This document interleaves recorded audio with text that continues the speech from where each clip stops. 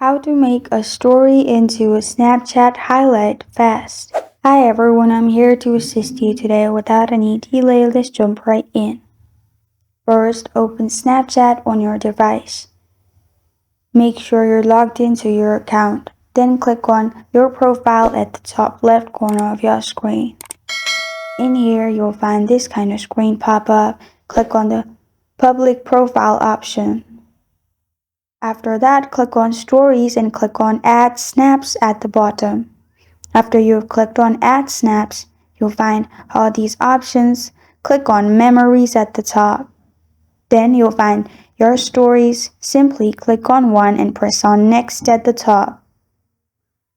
After you've done that, press on Next again at the bottom. Then add title if you want and press on Done at the top right. After that, you're good to go. This is how to make a story into a Snapchat highlight fast. Thank you for joining me today. If this video helps you out, please leave a like and subscribe for more. Got a question or want to suggest a topic? Comment below. Thank you for watching.